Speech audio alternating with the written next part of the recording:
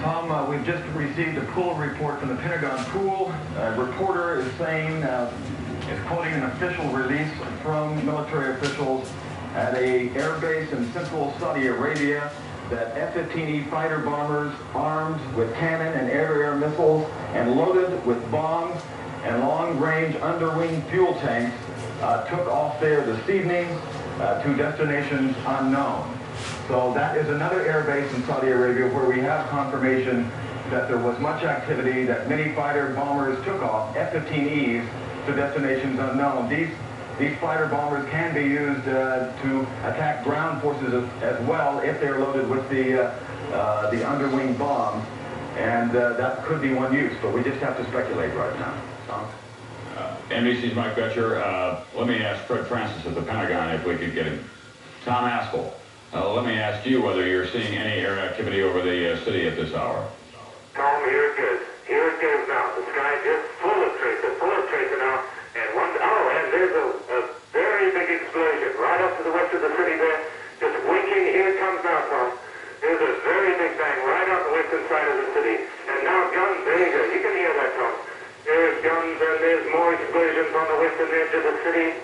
There's red tracer, white tracer. It's going up all over the place. I haven't seen a missile yet.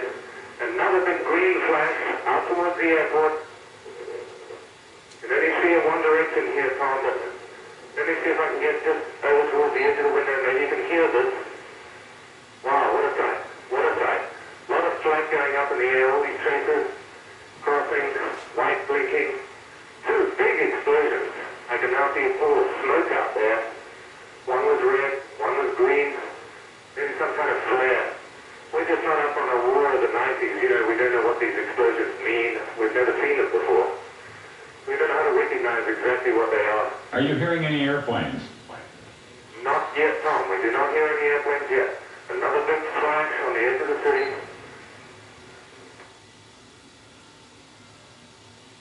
Tom Aspell?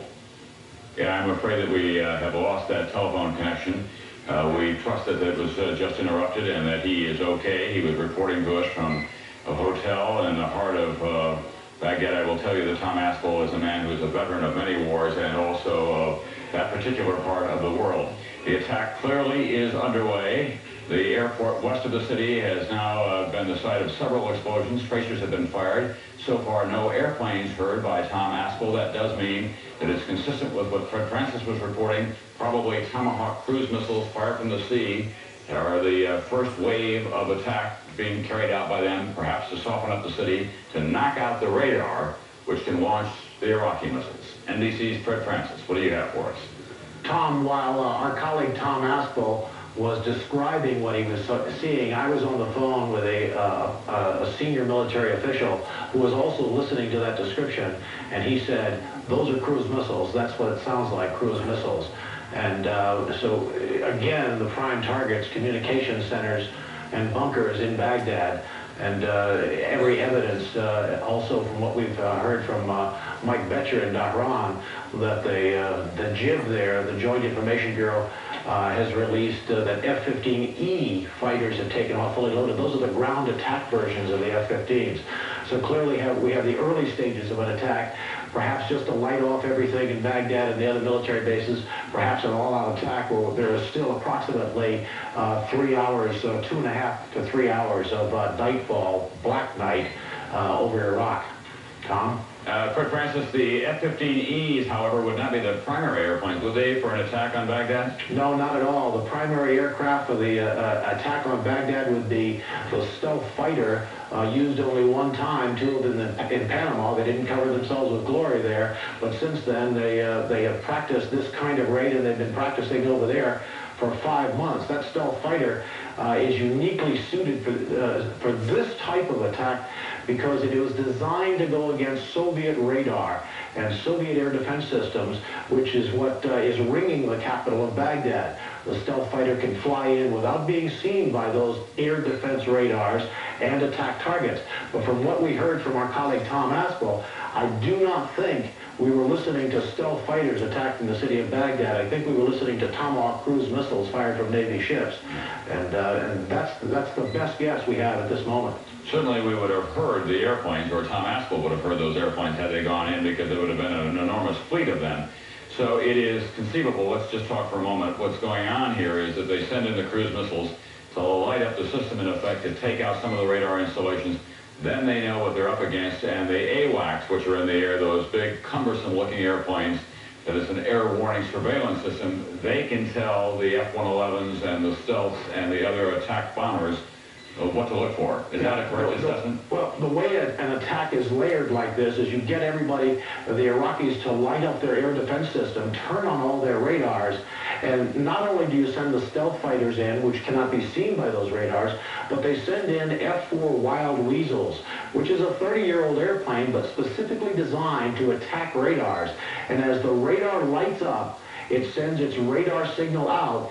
The F-4 Wild Weasel will fire a missile and track right down that radar signal into the radar and blow it up. So that's the first layer of attack. And after that, the stealth fighters and the F-111 bombers can come in, and they come in with impunity because the ground air defense systems and the missiles cannot see them to fire.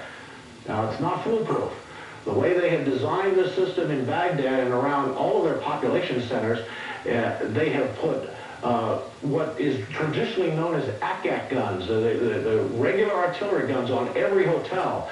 And as these weapons from the United States are coming in, whether missiles or planes, they will just fire everything in that direction. We lost a great many planes over North Vietnam that way, where the men on the ground could not see what they were shooting at particularly, but they fired everything off and hoping to take out some targets. And by firing the Tomahawk cruise missiles first, if in fact that is what they have done, by firing those missiles first, they hope to eat up all that ammunition on the ground for that second echelon to come in and take out other targets.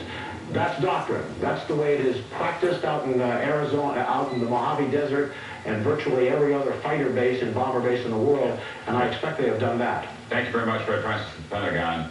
We want to remind you that NBC News will have open-ended coverage of what is now effectively a war on Baghdad. And here is NBC's John Cochran at the White House. John? Well, Tom, in just seconds, we're going to see Marlon Fitzwater, the president's spokesman, who will come through the door behind me, make the official announcement. And here he is, Tom.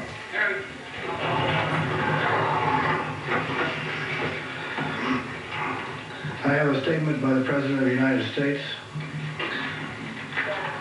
The liberation of Kuwait has begun. In conjunction with the forces of our coalition partners, the United States has moved under the code name Operation Desert Storm to enforce the mandates of the United Nations Security Council. As of 7:00 p.m.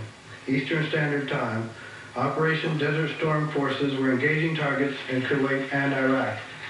President Bush will address the nation at 9:00 p.m. tonight from the Oval Office. I'll try to get you more as soon as we can. Thank you very much. Okay. All right. John Cochran, that's more information than we've had at this point. They're attacking targets not only in Iraq and Baghdad, where we can see that going on, but also in Kuwait. He did not say anything about the character of the attack. We can only presume, based on everything that we've been hearing, that it remains primarily an air attack. Are you learning anything about that there? No, and then all the indications out of here have been that it would be an air attack first. All indications we've had is that they would soften up first with an air attack. And of course, one of the scenarios, Tom, is that we have an air attack, we pull back, we see how the Iraqis respond before advancing further, either with air or ground forces. And John Cochran, the president is now scheduled to appear before the nation in just about 2 hours.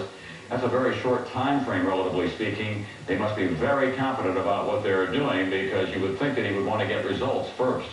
Well, he'll have some, I would imagine he'll have some initial assessment. He will also have talked to congressional leaders. He doesn't have to have a full assessment of damage done. And after all, it's prime-time television, and I think the feeling was he wanted to get out and announce this sooner rather than later, just as it's obviously clear that he meant when he said he wanted to take action against Iraq sooner rather than later, Tom.